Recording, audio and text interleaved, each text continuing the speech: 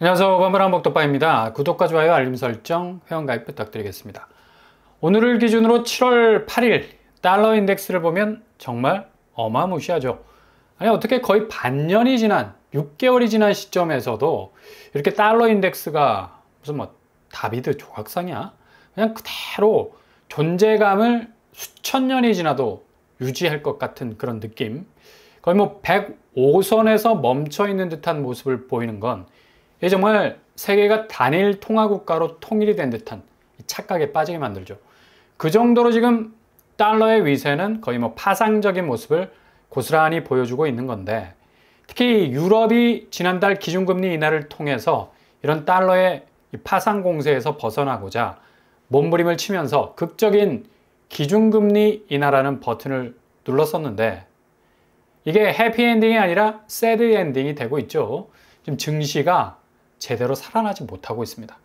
일단 유럽은 쌍두마차, 독일과 프랑스 경제가 살아나야 유럽 전체가 B를 제대로 받을 수 있는 이 경제 종마라고 말해도 될 정도로 그냥 한없이 내달려야 하는 레이싱의 선두주자여야 하는데, 이 독일 증시 닥스가 겨우 부진의 늪에서 빠져나오려 하고 있는데 오름세가 정말 뭐 소폭소폭인 수준이라서 장세가 거의 뭐 회복 조짐을 보이기에는 불가항력입니다. 영국 총리가 교체가 되면서 영국이 노동당이 집권을 가져가면서 유럽 전체가 재정 확대 정책이라는 도전에 직면하게 됐는데, 이게 그동안 물가 안정이라는 총력전을 펼치면서 엄청난 고금리 상황을 만들었던 분위기, 지난달 뭐 어느 정도 인플레가 잡혔겠지 하고 인하 버튼을 누른 게 화근이 된 거죠.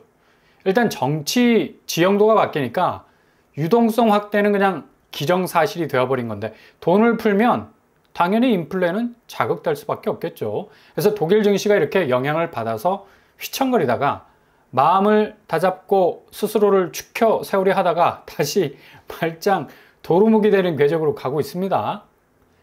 워낙 독일 경제가 지금 유럽에서 GDP가 유일하게 마이너스로 가고 있는 곳이어서 여행 강국인 포르투갈, 스페인, 그리고 그리스가 반전의 경제 성장률을 보이면서 그냥 그동안 나락갔던 모습에서 반전의 드라마를 쓰고 있는데, 독일이 그냥 완전히 체면을 구기고 있는 상황이죠. 아마도 금리 인하를 주도한 나라였기 때문에 그만큼 독일은 당장 내수 경기 끌어올려야 하는 급박함이 있어서 유럽 중앙은행 핸들을 바로 금리 인하로 돌려세워 버렸는데, 벤츠, BMW, 아우디, 포르쉐의 아성을 무색하게 할 정도로 그냥 미스가 나버릴 정도의 드리프트를 한 거라. 이게 큰 화근이 돼서 앞으로 물가 지수에 대한 엄청난 부담감을 가지게 될 것 같습니다. 다시 금리 인상으로 유턴할 가능성도 아주 높고요. 그만큼 미국 주식시장처럼 시총의 기록을 갈아엎을 만큼의 성장세는 아니지만 그래도 기본적인 베이스를 깔아줘야 할 이 금융시장이 그냥 거의 뭐 체력이 다 고갈이 된 상태.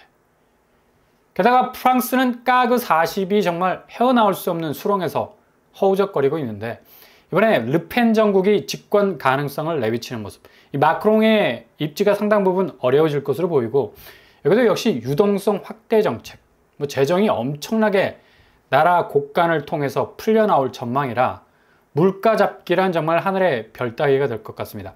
결국 지금 유럽이 봉착하고 있는 문제는 경기 침체, 국면도 국면 이려니와 잡히지 않는 물가 때문에 인플레 수렁에서 빠져나올 수 없는 이 극단의 상황을 맞이하게 될 가능성 높다는 얘기죠. 근데 이런 유럽의 분위기 충분히 한국 증시에도 영향을 주는 거고, 오늘 살짝 뭐 코스피가 2800선까지 치고 올라가다가 내려오는 중인데, 코스피가 다시 2700선으로 후퇴할 가능성이 높은 게 미국 나스닥과 S&P 500, 다우지수 모두 그렇게 기록적인 시총 기록을 깨면서 약진을 했어도 그 수혜를 그대로 받아야 할 코스피는 거의 뭐 코딱지만큼의 상승세만 기록을 했다는 거. 지금 유럽 증시가 빠지기 시작을 하니까 이것도 우회적인 영향을 분명히 받을 것 뻔하고요. 초반에 달러 인덱스 언급하면서 슬쩍 비춰졌던 엔화가 지금은 엄청난 위기선상에서 오늘 내일 하고 있는 모습 보이고 있다는 점. 달러 인덱스가 105가 주는 이 상징적 의미는 결국 동아시아의 최대 경제대국이라 할 수 있는 일본 통화 나락이 가장 큰 이슈가 될 수 있는 부분인데, 아직도 뭐 160엔 선상에서 여전히 머물러 있다는 것도 놀라운 일이죠. 이걸 원화로 환산하자면 체감적으로 1달러에 1,700원 하는 것과 똑같은 수준입니다. 지금 우리는 1,400원 언저리로 접근해도 뭐 난리가 나는데 일본은 이미 1,700원 선을 뚫어버린 거나 마찬가지죠. 이렇게 달러가 엔화를 완전히 깔아뭉개고 있는데 일본은 중앙은행이 서둘러서 환율 방어하지 않고 있습니다. 아니 공식적으로 방어하지는 않고 뒤에서는 방어를 하고 있겠죠. 열심히 달러 태워서 활활 타오르게 하는 산불로 만들어서 맞불 작전으로 맞설 수밖에 없는 건데 지금 한국은행이 방어하는 차원하고 똑같습니다. 세계 어느 나라 중앙은행이건 간에 달러가 태클을 걸고 들어오면 이 디펜스를 칠 수밖에 없는 건데 보유하고 있는 외화 팔아서 밸런싱을 이뤄내야 하기 때문입니다.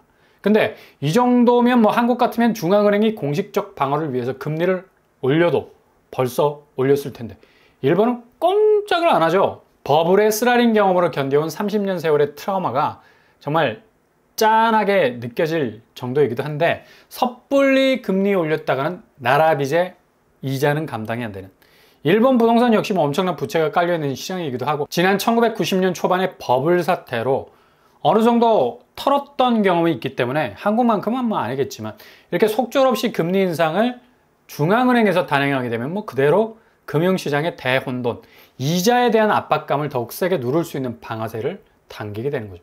이거 탈피하기 위해서 지금까지 뭐 금리 꾹 눌러놨는데 이게 좀처럼 환율 방어가 안 되는 지금 일본 상황인 겁니다. 일본이 이렇게 그만큼 녹록치 않다는 얘기인데 결국 달러 인덱스가 이 정도까지 굳어 있다는 건 경제 대국이라 불리던 일본이 옴짝달싹할 수 없는 이유 중 메인이 될 수밖에 없는 건데 앞으로 엔화의 위기는 결국 원화의 위기로 이어지게 되는 건 당연하죠. 우리는 지금 뭐 국민연금 태워가면서 방어하고 있잖아. 우리 역시도 녹록치 않은 상황이라는 얘기입니다. 결국 경제부총리도 체감 경기 상당히 어렵다는 입장도 내놨고요. 게다가 이런 위기를 극복할 수 있는 성장 동력이라는 것도 지금 뭐 장담할 수 없는 상황이라는 사실도 꺼내놨고 일단 한국 경제는 이후로 계속해서 직면하게 될 생산성 저하라는 부분과 얼굴을 대면하게 돼야 하는 건데 그만큼 아주 다양한 분야에서 먹거리를 가져올 수 있는 다변화된 이 생산성의 프리즘을 확대하지 못하고 있다는 얘기죠.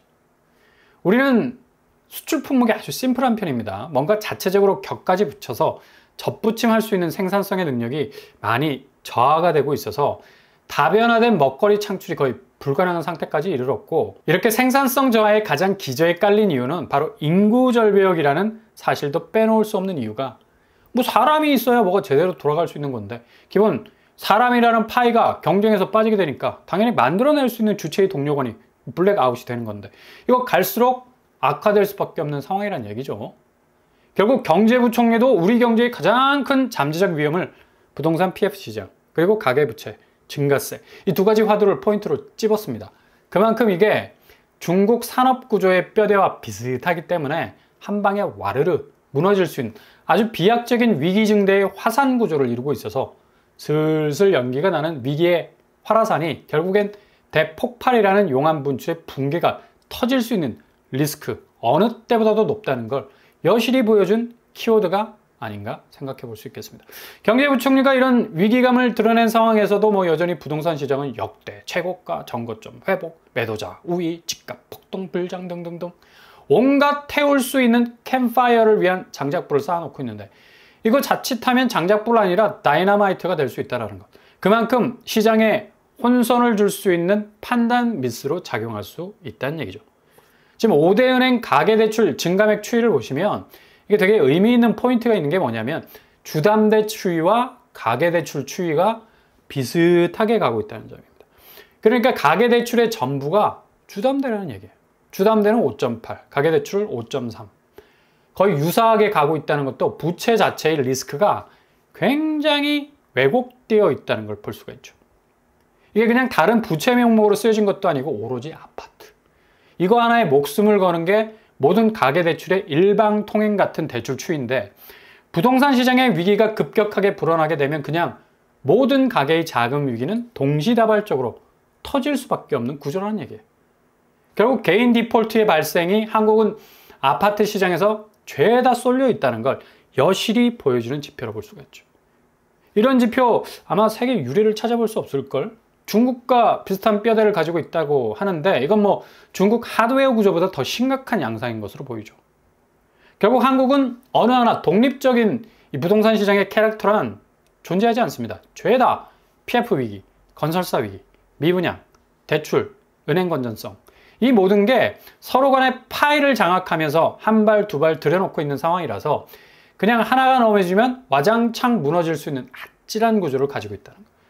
가계대출, 주택담보대출 증가액 추이를 보면 그냥 이런 사실들을 한눈에 알 수 있다는 얘기죠.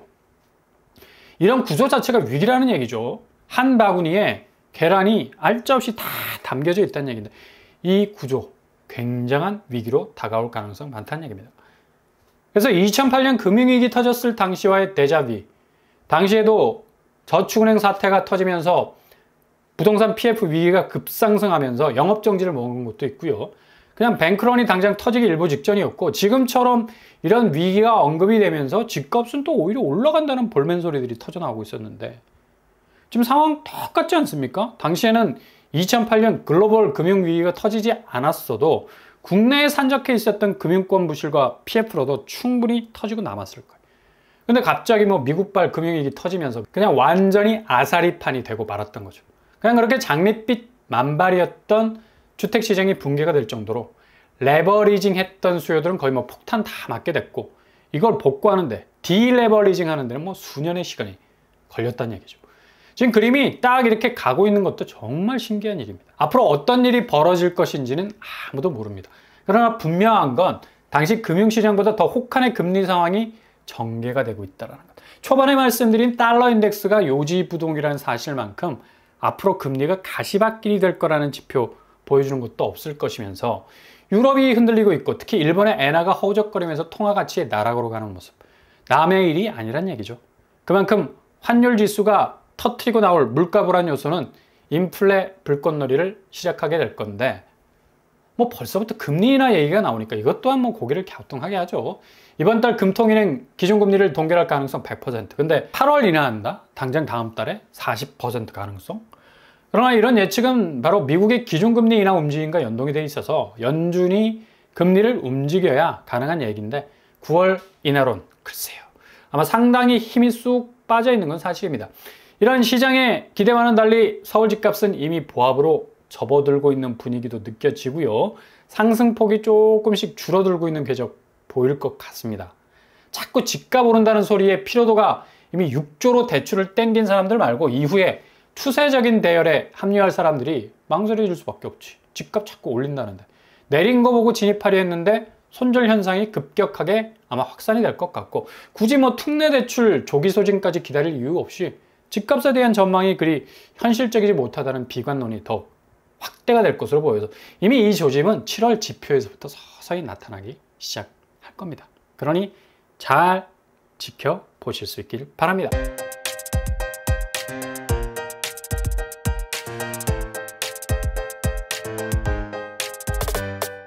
오늘의 부동산 캐릭터죠. 달러 인덱스의 기준 이제 거의 불변이죠. 그만큼 상대적인 통화 가치 내려갈 거고 유럽의 침체, 일본의 금융시장 위기는 고스란히 한국 부동산 시장이 떠안게 될 위기로 이어질 거고 한두 달 바짝 집값이 달아오른 것처럼 분위기 이어갔지만 오르면 수요는 떨어지게 마련이죠. 특례 대출의 조기 소진 이전에 오른 집값에 대한 손절은 확대될 것으로 보여서 보합에서 하락으로 진행될 가능성 아주 높습니다. 그러니 잘 지켜보시면서 틈새 노리실 수 있길 바랍니다. 오늘도 응원합니다. 항상 여러분의 길이 꽃길만 되실 수 있길 바랍니다. 이상으로 뻔뻔한 목격방을 마치겠습니다. 구독과 좋아요 부탁드립니다. 감사합니다.